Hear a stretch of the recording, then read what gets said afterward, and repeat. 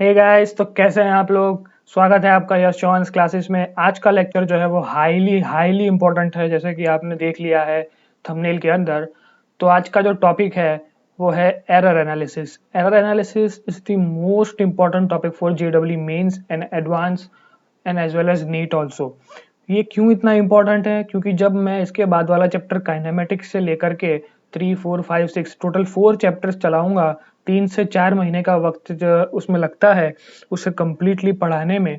तो समझो वो जितना कंटेंट है उसमें से 2-3 क्वेश्चन आने की संभावनाएं रहती है। वैसे ही इस एरर एनालिसिस में से 1 question is fixed in your mains and in your advance. तो सबसे इंपॉर्टेंट लेक्चर है, इस वीडियो को पूरा देखिएगा, अच्छे से देखिएगा, ध्यान से देखिएगा। और कई बार मैं देखता हूँ लोग कमेंट नहीं कर रहे हैं, लोग लाइक नहीं कर रहे हैं। तो आज इस वीडियो को, इस इतने इम्पोर्टेंट वीडियो को हम एम करते हैं 50 लाइक के लिए। तो 50 लाइक तो मिनिमम इस वीडियो पे होने ही चाहिए। देख के चले मत जाओ यार ऐसे। Don't forget to subscribe this channel. अब आगे बढ़ते हैं, सीधा हमारे टॉपिक पे एरर एनालिसिस के ऊपर मूव कर जाते हैं कि ये बहुत ही ज़्यादा ही इम्पोर्टेंट टॉपिक है, इसलिए इसको बहुत ही अच्छी क्वालिटी में डिलीवर करना पड़ेगा। जैसे कि यहाँ पे मैंने लिखा है कि जी नीट में 1 क्वेश्चन फिक्स है। तो इस लेक्चर के, आज के लेक्चर का इम्पोर्टेंस समझ लो और उतना ही ध्यान दे दो, ठीक है।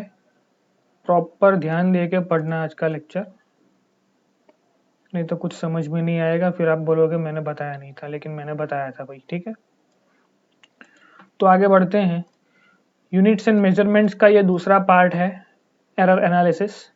तो व्हाट इज एरर? सबसे पहले एरर क्या चीज़ है? तो एरर को समझने के लिए हमें बेसिक चीज़ें समझनी पड़ेगी। किसी कंपनी का एक प्रोडक्ट है ये पेन। तो इस पेन का डायमेंशंस होगा कि इसकी लेंथ कितनी है, इसकी ब्रेथ कितनी है, इसका वॉल्यूम कितना है, ये सारे डायमेंशंस होंगे। ये डायमेंशंस के बारे में हमने थोड़ा बहुत सीख लिया है इसके पहले वाले लेक्चर्स में, इसी चैप्टर में से। तो समझो कि इसकी लेंथ है जो कंपनी ने बनाई है, और कंपनी को इसकी लेंथ पता है। अब मुझे तो इसकी लेंथ पता नहीं है, तो मैं इसको मेजर करूंगा अपने पास जो नॉर्मल इंस्ट्रूमेंट पड़ा हुआ है, स्केल से। तो स्केल से हम इसको मेजर करेंगे तो 14.5 सेंटीमीटर तक का इसका लेंथ निकल के आ रहा है। तो क्या मैं बोलूंगा कि 14.5 centimetre is the right length? तो ये सही होगा? नहीं होगा। क्यों? ये दो चीज़ों में फ़र्क है। जब ये कंपनी ने पेन बनाया और उन्होंने जिस लेंथ से बनाया, उस लेंथ को बोलते हैं ट्रू वैल्यू। क्लियर है? कोई डाउट नहीं रहना चाहिए, बहुत इंपॉर्टेंट लेक्चर है। फिर मेजर्ड वैल्यू मतलब कि मैंने जो मेजर करी, वो क्या मेजर करी? अपने पास जो इंस्ट्रूमेंट अवेलेबल है उससे। तो शायद कंपनी की रियल वैल्यू हो 14.4 सेंटीमीटर या फिर 14.67 सेंटीमीटर, और मेरे पास वैल्यू आई 14.5। तो उसमें 1-2 सेंटीमीटर का डिफरेंस रहेगा, मतलब वो प्लस में भी हो सकता है, माइनस में भी हो सकता है। तो एरर क्या चीज है? ट्रू वैल्यू में से मेजर्ड वैल्यू को माइनस करेंगे और जो डिफरेंस आएगा उसको बोलते हैं एरर। क्लियर? तो अपने को ये समझ में आ गया। अब फॉर एग्जाम्पल अगर हम देखें, गोल्ड स्मिथ मतलब कि जो सुनार होता है, जब आपको गोल्ड बेचता है, तो वो गोल्ड जब किसी मशीन में डाल के, एक बड़ा बॉक्स रहता है उसके अंदर वो डालता है, फिर वो बंद कर देता है और नीचे आपको रीडिंग दिखाई देता है।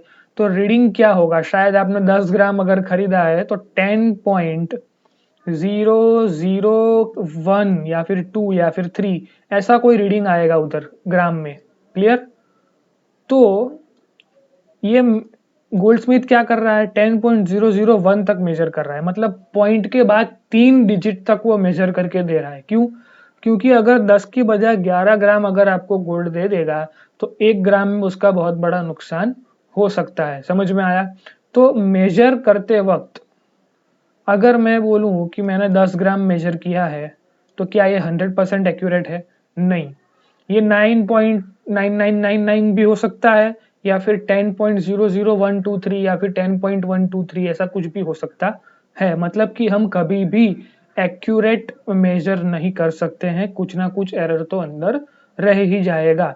अब जब वेजिटेबल वेंडर जब हम सब्जियां खरीदने जाते हैं तो वो 1 किलो आलू अगर हम लेंगे तो उसमें उसका 50 ग्राम या 10 ग्राम आलू ज्यादा चला भी गया तो उसको उतना बड़ा नुकसान नहीं होगा। समझ में आया? तो अगर मैं किसी बच्चे को बोलूं कि तुम मुझे इस पेन का रीडिंग लेकर के दो, अगर वो बोलेगा कि मैं इसका रीडिंग है 14 सेंटीमीटर 14.5 सेंटीमीटर, और मैं किसी और बच्चे को बोलूं वो भी इसका रीडिंग ले, एक ने बोला कि सर इसका रीडिंग है 14.5 सेंटीमीटर, ठीक है भाई। दूसरे को बोला, दूसरे ने मेजर किया, उसने मुझे लिख के दिया 14.5 प्लस और माइनस 0.1 सेंटीमीटर। तो क्या इसका राइट है या इसका राइट है? या फिर इसने मुझे मेजर करके दिया 14.55, तो इन तीनों में से मैं किसको राइट मानूंगा और किसको रॉन्ग मानूंगा? तो 14.5 प्लस और minus 0.01, this is the actual method to report the answer. और कौन सा ज्यादा एक्यूरेट है अगर मुझे ऐसा बोलना है तो ये 14.55 वाला। क्यों? क्योंकि उसने एक और सब डिजिट तक मेजर करके दिया है और एक्यूरेट आंसर ला करके दिया है। ठीक है, तो पता चल गया, क्लियर? तो एरर क्या है हमको पता चल गया। एरर हमेशा कम होना चाहिए, मिनिमम होना चाहिए। एरर का फॉर्मूला क्या हुआ? True value minus measured value, TV minus MV. और एरर कैसा हो सकता है? तो पॉजिटिव भी हो सकता है, नेगेटिव भी हो सकता है। अब आगे बढ़ते हैं टाइप्स ऑफ एरर के ऊपर। तो टाइप्स ऑफ एरर में कितने टाइप होते हैं भैया? तो सबसे पहला है रैंडम एरर और सिस्टमेटिक एरर। दो टाइप है, रैंडम एरर और सिस्टमेटिक एरर। अब सबसे पहले रैंडम एरर की बात करते हैं। तो रैंडम एरर ऐसी है जो अननोन है, which is not known to us, मतलब हमको समझ में नहीं आया। अब पैरेलैक्स, ड्यू टू पैरेलैक्स वो एरर हो सकती है। अब पैरेलैक्स क्या है? पैरेलैक्स मतलब अगर मैंने इसको मेजर करा यहां से लेकर यहां कर तो 14.5 आया। अब यहां से मैंने देखा तो मुझे दिख रहा है 14.5, किसी और बच्चे ने देखा उस तरफ से, यहां से देखा तो उसको दिख रहा है 14.6, किसी ने यहां से देखा उसको दिख रहा है 14.4, और मैं देख रहा हूं मुझे दिख रहा है 14.5। तो this is called parallax error की देखते वक्त, रीडिंग लेते वक्त हमें कुछ प्रॉब्लम से या कुछ भी इश्यू से हमें कुछ गलत दिखाई दे, उसको बोलते हैं पैरेलैक्स मेथड एरर। फिर है ड्यू टू एयर। तो पैरेलैक्स समझ लिया हमने, अब आगे बढ़ते हैं। पैरेलैक्स को हमने ध्यान से देख लिया कि भाई देखने में भूल या फिर किसी भी चीज में भूल रहने के कारण पैरेलैक्स एरर हो जाता है। फिर आगे बढ़ते हैं, तो आगे बढ़ के हमने देखा कि ड्यू टू एयर एरर कैसे आती है। तो ये मेरा अगर शायद समझ लो कि वेट स्केल है, उसके ऊपर मैंने इस पेन का वेट करने के लिए रखा हुआ है। तो अगर हवा जोर से चल रही है, अगर मैं आउटडोर्स में हूँ और पेन हिल रहा है, तो ये भी एक एरर बन जाएगा। मतलब अननोन एरर, मतलब कि रैंडम एरर ऐसी होती है जो नोन टू अस नहीं होती है, हम उसको समझ नहीं पाते हैं कि क्या गलती हुई। ये हमको खत्म होने के बाद पता चलता है एक्सपेरिमेंट कि ये कोई गलती हो चुकी है और हमारा आंसर गलत आ चुका है भैया। अब आगे बढ़ते हैं। तो आगे बढ़ने के बाद हम पहुंचेंगे कहाँ पर? तो हम पहुंचेंगे सीधा सिस्टमेटिक एरर के पास। और सिस्टमेटिक एरर जो है वो हमको बताएगा कि जो इंस्ट्रूमेंट के अंदर खराबी की वजह से हो सकता है।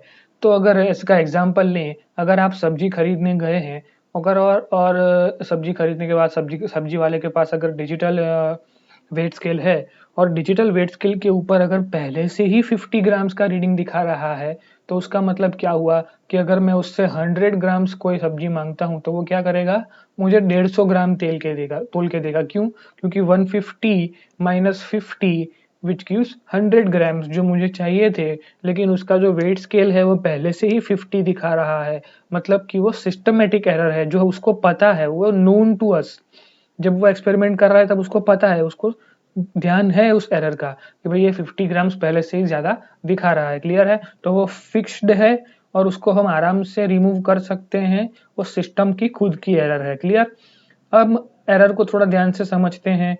तो 10th लेवल पे आपने एक एक्सपेरिमेंट शायद किया हुआ होगा कि हमको जब दिया हुआ होता था एक पेंडुलम, पेंडुलम को लगाया होता था किसी एक रिजिड सहारे के ऊपर, फिर उस पेंडुलम को हम क्या करते थे? एक छोटा सा एंगल दे के छोड़ देते थे। अगर नहीं कराया है तो मैं फिर से पूरा समझा देता हूँ। एक छोटा सा एंगल देके छोड़ देना है। क्यों? क्योंकि बड़ा एंगल के लिए ये t is equal to 2 pi under root L by G वाला जो फॉर्मूला है वो बड़े एंगल के लिए गलत हो जाता है, वो नहीं चलता है। तो छोटा सा एंगल देके छोड़ देते थे। फिर एक ऑसिलेशन से भी काम चल सकता था, लेकिन हमको वो कितने ऑसिलेशंस करवाते थे, 10, 20, 30 जितने भी उनकी श्रद्धा हो उतने करवाते थे। तो शायद मुझे बोल दिया कि भैया 20 ऑसिलेशन करके दो, तो मैंने 20 ऑसिलेशन किए और 20 ऑसिलेशन के लिए मैंने स्टॉप वॉच में टाइम नोट किया। और जब हम मैथमेटिकली कैलकुलेट करते हैं तो क्या कैलकुलेट करते हैं कि 20 ऑसिलेशंस के लिए इतनी सेकंड्स या फिर इतना टाइम, तो 1 ऑसिलेशन के लिए कितना टाइम, तो मुझे 1 ऑसिलेशन के लिए T1 मिल जाएगा।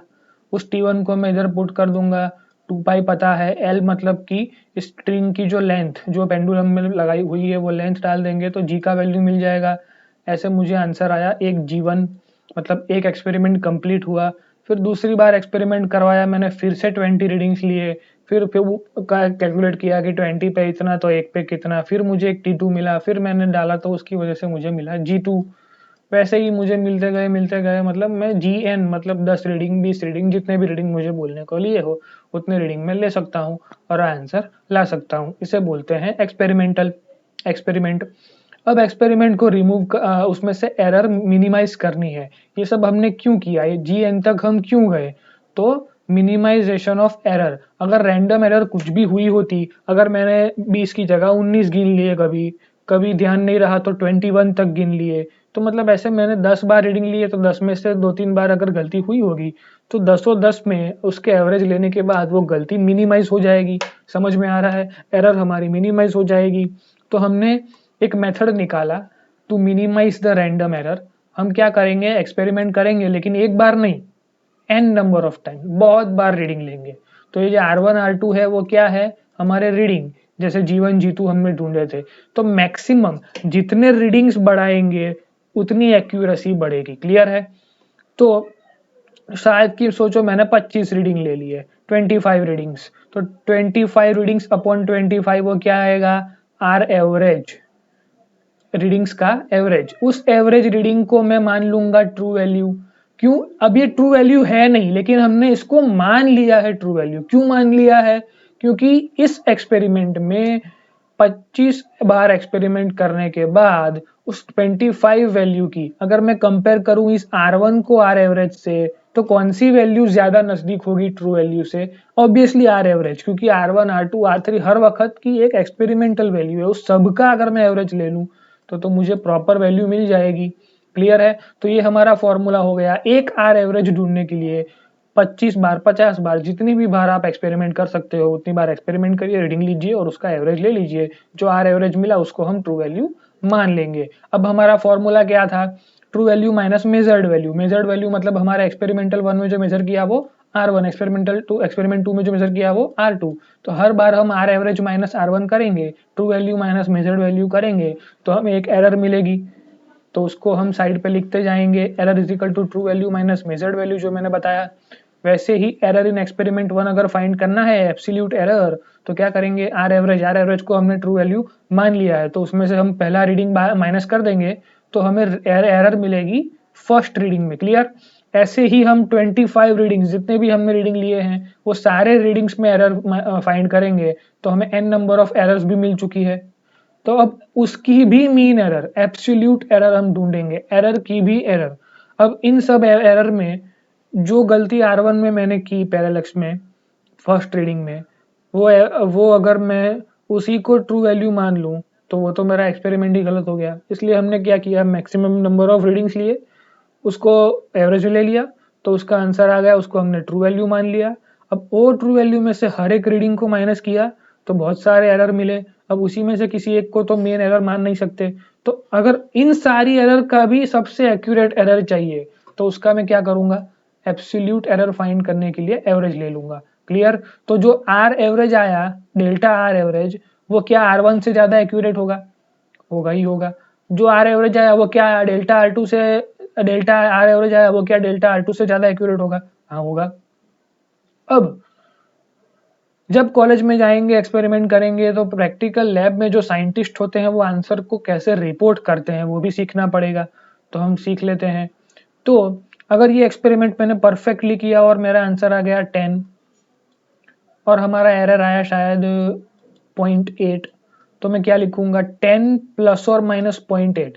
कि 10 मीटर पर सेकंड स्क्वायर मेरा जी मिल चुका है, लेकिन उसके अंदर 0.8 का एरर है। अभी तक हमने ये मेजर करना सीखा है, ये मेजर करना नहीं सीखा है, वही इस लेक्चर में सीखना है और उसी के मार्क्स हैं, उसी के क्वेश्चन जेईई नीट में बन के आते हैं। क्लियर है? तो आगे बढ़ते हैं।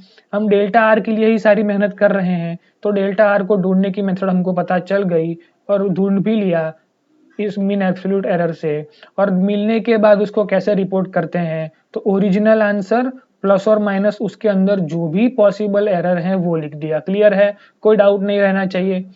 और अगर मैंने किसी बच्चे को बोला, अगर आंसर आया 10, उसका किसी भी चीज को वो मेजर कर रहा था और उसका आंसर आया 10 सेंटीमीटर, और 10 सेंटीमीटर में उसकी एरर निकाल के लाया वो 5, तो मतलब क्या आंसर 10 से 15 के बीच में लाई करता है, ऐसा मतलब हुआ उसका। तो क्या 50% एरर हो गया? इतना एरर चलता है कहीं? 50% कैसे निकाला मैंने? तो उसका जो एरर आया वो अपॉन जो ओरिजिनल नंबर था वो मल्टीप्लाई बाय 100, तो ये निकल के आया मेरा एरर, परसेंटेज एरर। तो 50% एरर तो किसी भी चीज में एक्सेप्टेबल नहीं है। तो ये ध्यान रखिए कि 5% इज द परमिसिबल एरर, कि 5% तक का एरर एक्सेप्टेड होता है। 5% तक हम एरर को मान सकते हैं, चला सकते हैं, कोई इश्यू नहीं है। तो समझो कि हमारी ये जो स्केल है उसका लीस्ट काउंट कितना है, लीस्ट काउंट समझना है। लीस्ट काउंट मतलब minimum measuring capacity of the particular instrument. तो इसकी जो मिनिमम मेजरिंग कैपेसिटी है, ये 1 सेंटीमीटर के बीच में भी 10 लाइंस पड़ी हुई है, मतलब 1 centimetre is equal to 10 mm। तो मिनिमम ये 1 mm मेजर कर सकता है। कैलकुलेशन ऑफ एरर की तरफ आगे बढ़ चुके हैं हम, तो इसको बोलते हैं least count, minimum possible measurement capacity of that particular instrument. Clear है? तो आगे बढ़ते हैं।